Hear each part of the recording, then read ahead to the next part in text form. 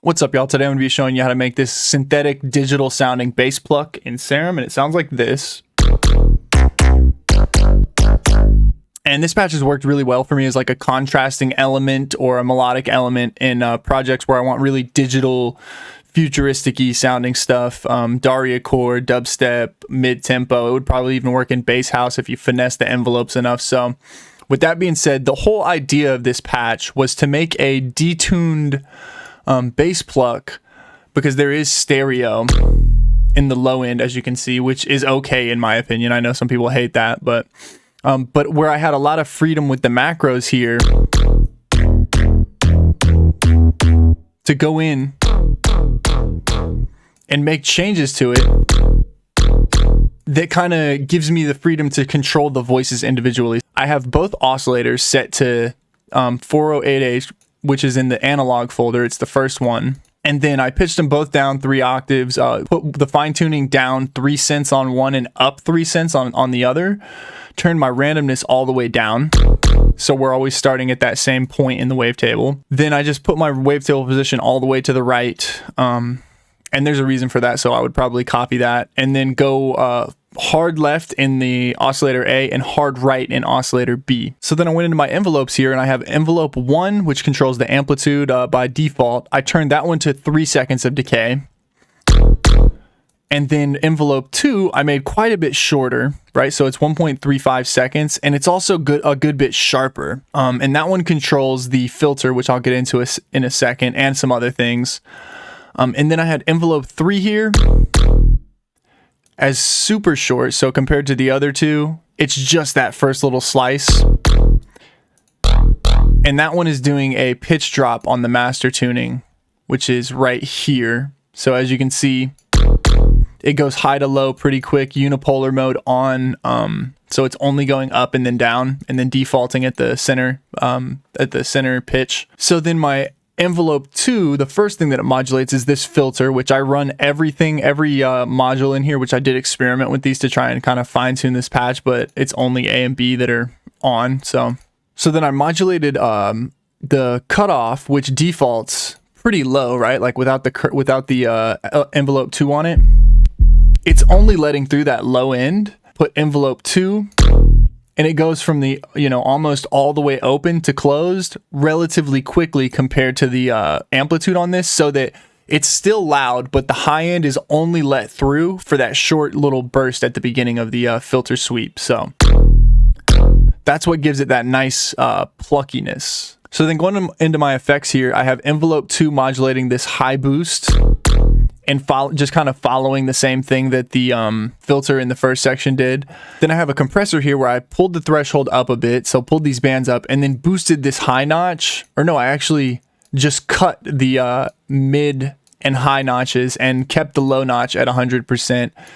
Turned the ratio up, short attack, and then brought the release up to kill those tails and keep it really nice and sharp. So then the next thing that I do is I have a soft clipper with just a little bit of drive and a pretty high amount of wetness that's just helping control the dynamic. So as you can see here, I also boosted the gain on that compressor. I didn't mention that. So what it's doing is taking this sound that's way too loud, it's clipping like by default, and then instead of just destroying all the dynamics that I have there, because I like the dynamics of this sound, I have it on 80% wetness and just a little bit of drive. So it's just controlling the dynamics and mixing that with the super loud wet signal, or it's mixing the super loud dry signal, that 20% there, with the 80% of the super controlled signal, which just makes this a really toned and tight sound. Then next, I have a little bit of reverb, which I've cut a lot of the lows out of and a little bit of the highs, and then really short decay, so 2-second decay, which is pretty short, and really small room size. So it's just kind of giving some more richness to this sound.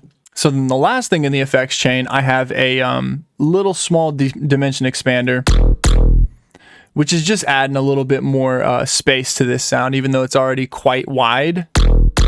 It's just putting it in a little almost digital sounding room that the dimension expander tends to do. So then the cool thing about this sound is there's a bunch of macros that really like help shape this sound in whatever way you want it to be. So I have my plunker macro,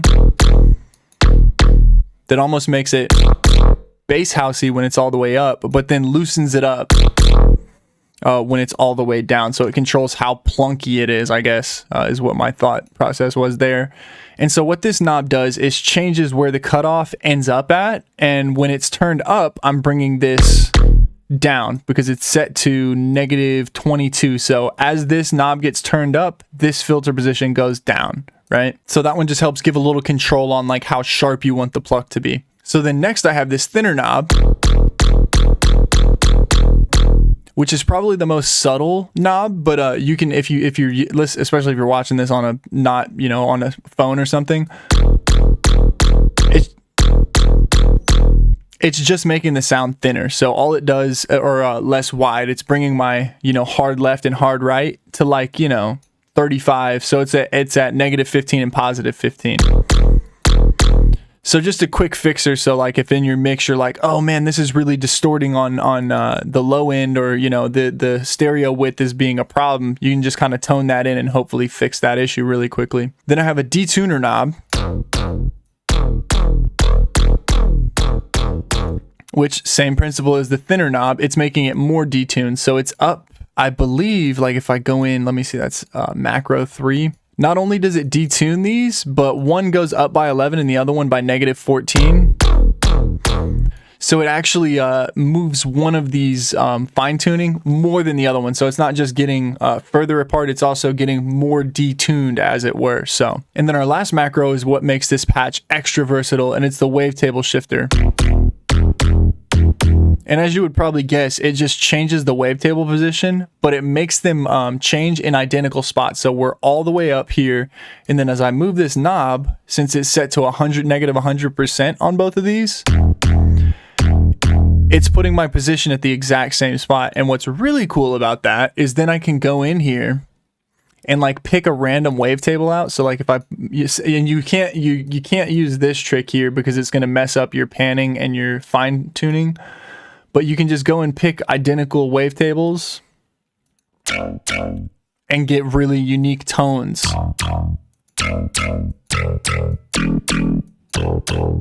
Then, just cycle through some more. And it's like a very quick, not randomizer, but just like you get a nice clean tonal pluck, and you can get it with any wavetable that you have. So that would work really well for some like, it's almost Voltra-y a little bit, or maybe AU5y with that. So, and with that being said, y'all, that's going to be it for this one. I hope you picked up something that was useful from this tutorial. I hope you have a patch now that you think you can use in different projects. And yeah, leave a comment if you have any questions or whatever feedback. I always like reading the comments. So thank you to the people who do that. And yeah, I'll see y'all in the next one.